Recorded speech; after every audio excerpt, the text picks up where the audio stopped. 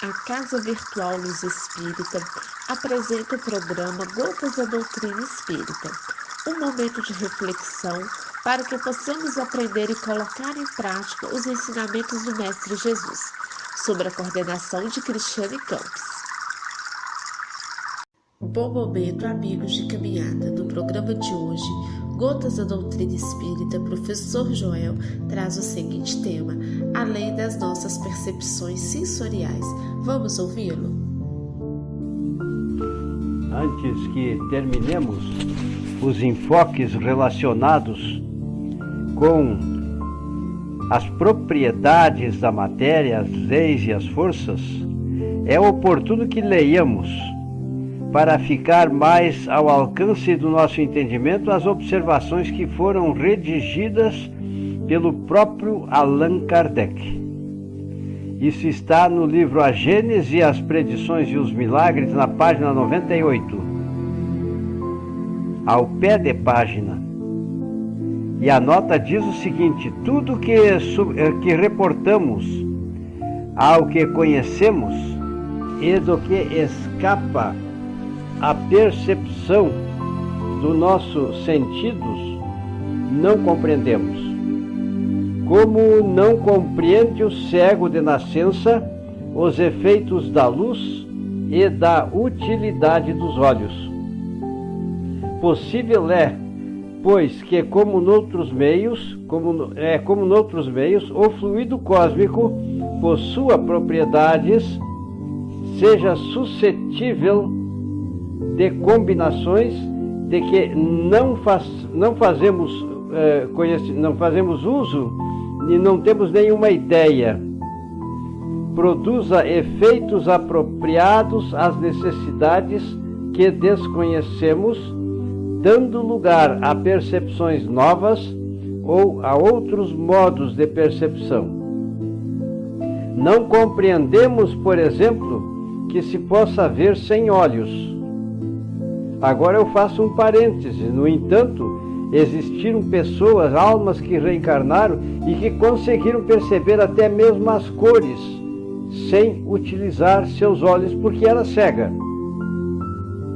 Então, a gente não pode ver normalmente sem olhos do corpo, mas existem exceções que nos fazem pensar. Não temos ideia, portanto, do corpo sem a luz. Quem nos diz, porém, que não existam outros agentes afora a luz e aos quais são adequados organismos especiais? A vista sonambúlica, que nem a distância, nem o obstáculo materiais, nem a obscuridade detém, nos oferece um exemplo disso. Suponhamos que num mundo qualquer os seres sejam normalmente o que só excepcionalmente o são, os nossos sonâmbulos. Eles, sem precisarem de nossa luz, nem dos nossos olhos, verão o que não podemos ver. O mesmo se dá com todas as outras sensações. As condições de vitalidade e de perceptibilidade, as sensações e as necessidades variam de conformidade com os meios. Essa leitura se faz muito oportuna, porque é necessário que registremos o fato de que Kardec era um profundo conhecedor a respeito da hipnose, a respeito também do magnetismo. E ele teve vivências e até mesmo participou da utilização desses meios, recursos de hipnose e magnetização, e as pessoas entraram num estado especial, onde elas passaram naquilo que poderíamos chamar de estado de sonambulismo. Essas pessoas tinham a visão à distância. Sabemos que estas experiências, elas atualmente são muito raras e não acontecem quase. Mas no passado existiram comprovações desses eventos. Eu mesmo posso dizer que presenciei o caso de pessoas que em estado de hipnose, numa postura de letargia, era capaz de enxergar a distância. Então nós não estamos falando de possibilidades, mas estamos falando também de fatos reais que nos levam a pensar que, além destes atributos, configurados pelo uso e pela existência dos nossos 5 sentidos, que são os nossos sentidos organolépticos, nós poderemos ver, nós poderemos sentir, nós poderemos ter a sensação térmica e assim todos os sentidos que o corpo físico nos permite. No entanto, eu digo para vocês, meus irmãos, que houve um caso em que a personagem que faz parte da bibliografia que registra os fatos acontecidos, chamada Helen Keller. Helen Keller. Esta Helen Keller era totalmente cega, mas ela conseguiu aprender a linguagem dos cegos e conseguiu também aprender a ler e escrever. Só que a Helen Keller, com a ponta dos seus dedos, tocando num jornal de grande porte que existiu no passado, chamado New York Times, ela poderia ler, sentindo eu diria, as letras. As letras produziam, ficavam caladas no papel, as letras, e ela, com seu simples uso do tato, conseguia ler fluentemente as leituras contidas neste jornal.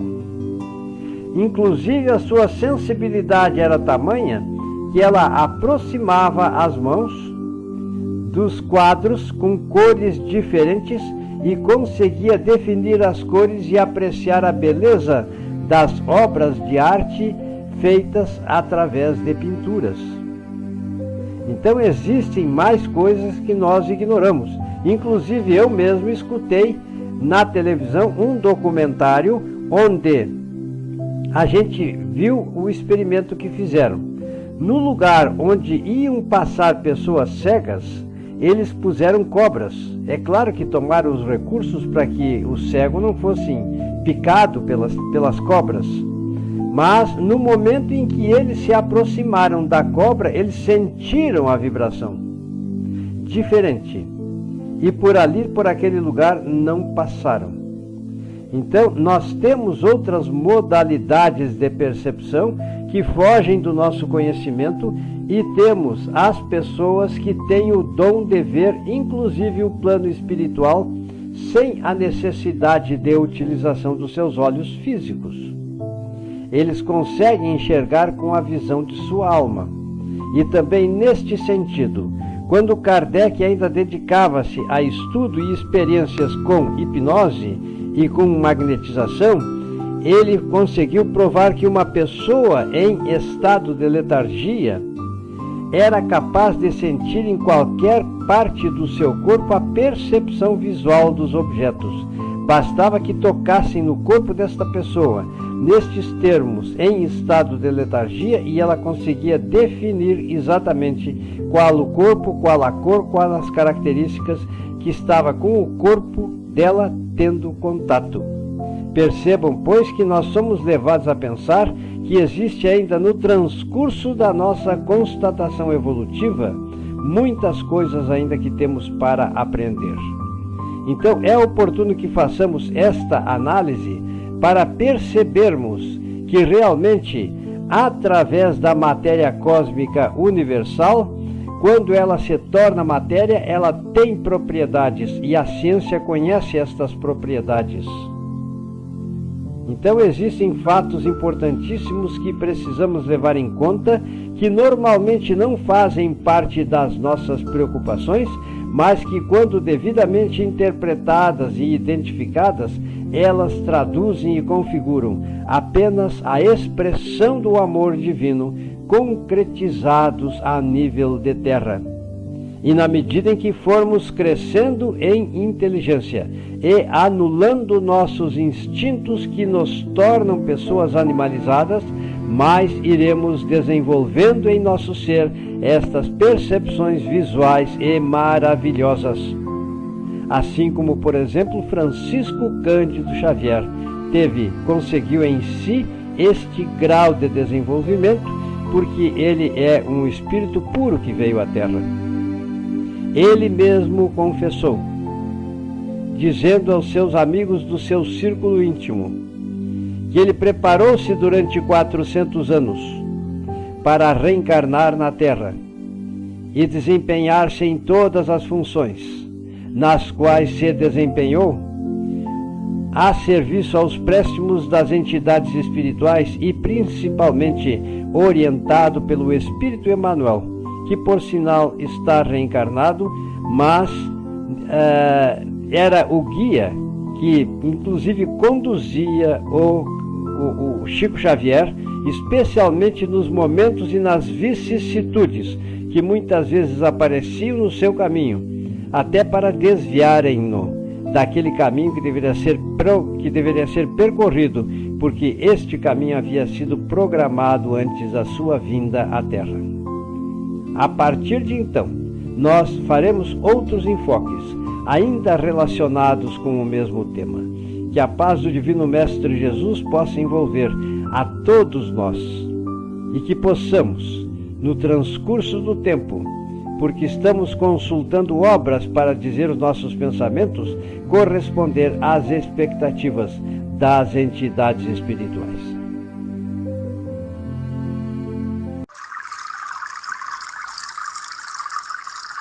O programa Gotas da Doutrina Espírita foi uma produção da Casa Virtual Luz Espírita e sua equipe. Acesse www.cavile.com.br.